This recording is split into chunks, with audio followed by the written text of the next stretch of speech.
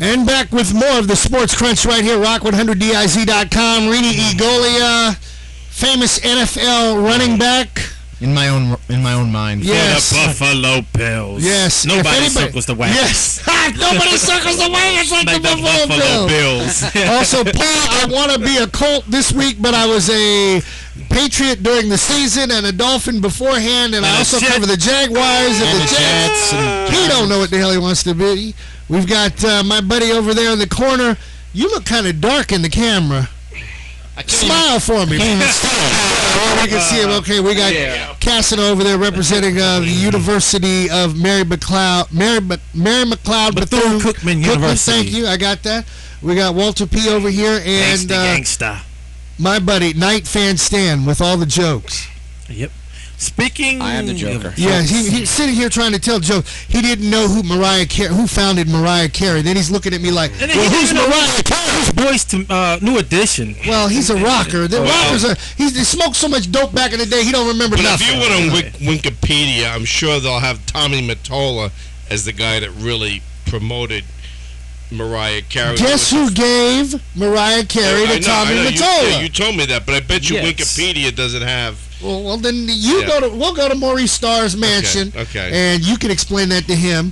And when you can ride up the elevator he has in his house in the land that I've been to. I'm going to call Nick Cannon and see what he has to say. Okay. I'm working on Mariah Carey to entertain a UCF home game at halftime. I don't think you can afford it. Well, no, it's gratis. I know people who know people who know people. Look!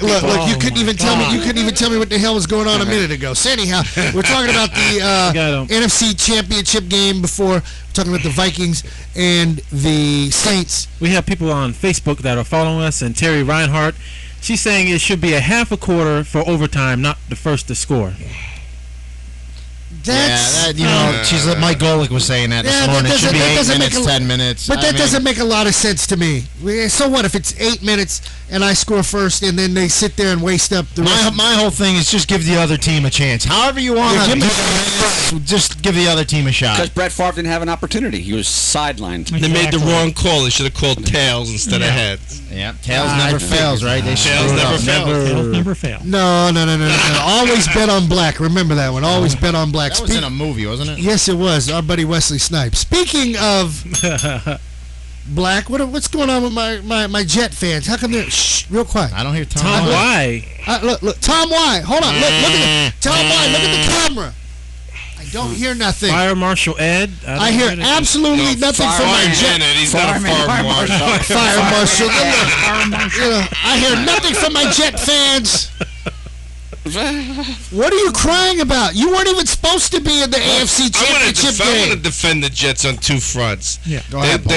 They lost Sean Green. He got injured. And so that was a major part of their offense. Thomas Jones was beat up anyway. So when you lose 2/3 of your offense, it's going to be a rough run. But you know what, Paulie, their offense was really...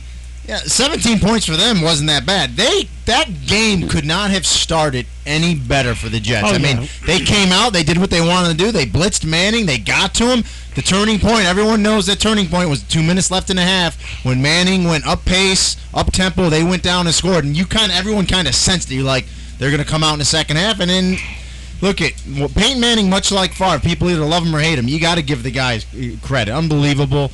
They came out and did what they had to do, and they belong in the Super Bowl. They made believers out of me. I kind of thought, they had a great year this year, but they didn't really dominate people, but they looked very good against the Jets. And Rex Ryan gave Manning a lot of credit, saying no matter whatever he threw at him, he figured it out. There was no scheme he could trick him with. Well, look, if I said the name Austin Collie to you, 6 weeks ago or a year ago, you would have been like, who the hell is that? If I would have said Pierre Garçon, you guys would have been like, who the hell is that? Sean Green? You know what I mean? No, hold on. Pierre Garçon. Now, I knew about him. Last time I went to a French restaurant. There you go. I mean, what Garçon had? What do you have? Garçon. 11 catches for 150 yards. So, I mean, that's a testament to Peyton Manning that these, I call them kids, they put him in the system. And look, Darrelle Revis did what the Jets knew he would do. He's going to the guy's that good. He's going to shut down whoever they put him on. He shut down Reggie Wayne. Would Wayne catch 2 balls, I think? Yep. Dallas Clark was shut Yeah. down. Well, the, and Wayne went at Clark, but there's just too many weapons. Yeah, but one of the problems was you had the third string Lowry in there, and guess what?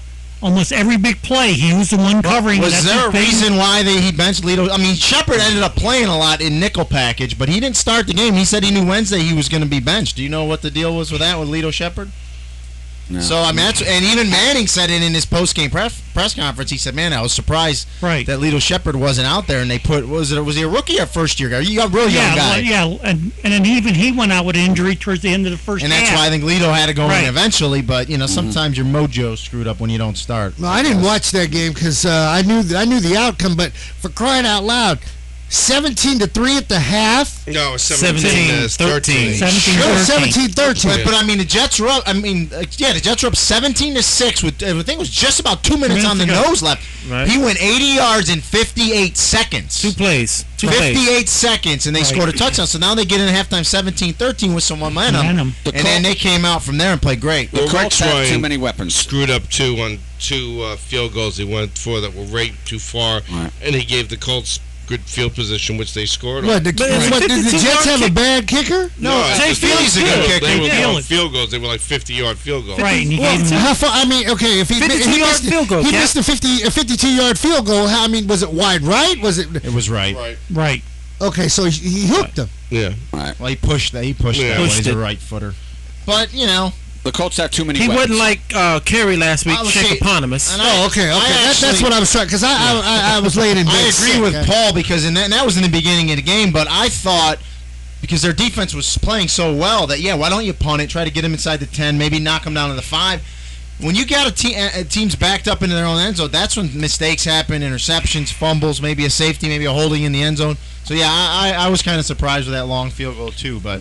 It's 2 years in a row now, Rex. They didn't score in the second half. Yeah, and it's 2 years in a row. Rex Ryan gets knocked out of the championship game. I'm looking forward to a good Super Bowl match. I think the Saints will bring it, and the Colts. I think they're going to have an offensive show, and I think it's going to be a close game. I don't see the Colts dominating the Saints by 2 touchdowns. I'm thinking, keeping it within 6 or 7. Well, the Saints are going to lose their 12th man because they're not going to get that. I hate to tell you this, Night Fan Stan. Go ahead. I hate to tell you this. Go ahead and tell me. I'm ready. From studying and watching damn near every Super Bowl, as much as I like the Saints, and they should, I would for the people of New Orleans, for the region, for everything they've been through with Hurricane Katrina, how our government has dropped the ball on fixing that city back up, they are not going to win the Super Bowl. I just don't see them beating the Colts. I can't. Mister, we got 2 minutes left. Mister, that's God's team. That's God's team. You're right. That's God's he's been team. saying that with the... I know what I'm saying. But I know what I saw by watching those 2 games.